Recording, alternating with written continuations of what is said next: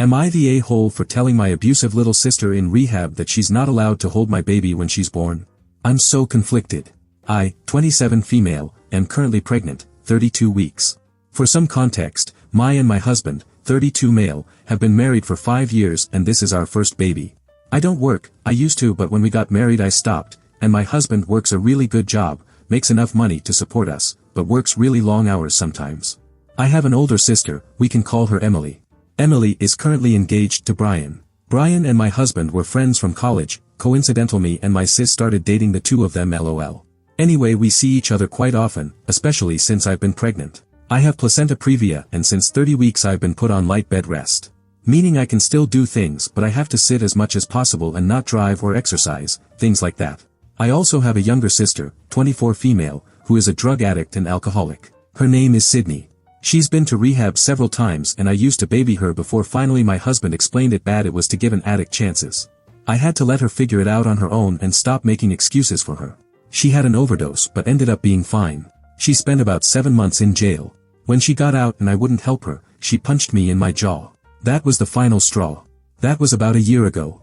Since then she's reached out, apologized, tried to be better. It took a lot for me to let her back in but after getting confirmation from her sponsor that yes she's sober and yes she's committed to being a better person, I started to let her in a bit more. This was shortly after I got pregnant. I didn't invite her to my baby shower though. I don't know why, I honestly wasn't trying to be mean, I just didn't send her an invitation.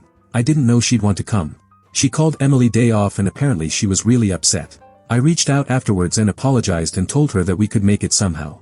Well yesterday was the somehow. We had a family dinner at my house, because again, I can't go far. Emily and Brian came over and I spent basically 2 hours making a nice dinner for all of us, with help from my husband. When Sydney showed up, I could tell right away she had an attitude. I don't know why. It was the first time she'd ever been in my house and she immediately started in with the "you're so rich and privileged" attitude she's always had. Yes, we live in a really nice house, but my husband worked really hard for the money we have to pay for it. I'm privileged in the sense of having such an amazing husband and marriage but otherwise the comments are unnecessary. I could tell Emily gave her the "shut up" look and she kinda dropped it. Then at dinner, she started in on the fact I don't work. I told her I just didn't like my job and when our mom got sick, which she wasn't around for, I quit to take care of her.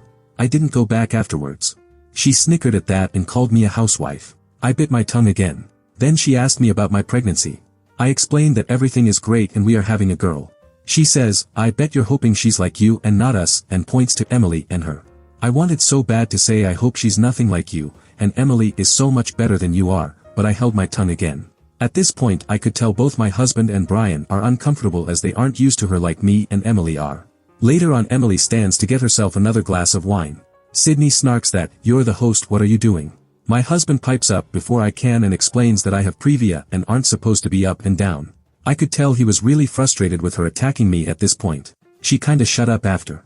Until Emily asks me about our bassinet. Her and Brian got it for us at the shower.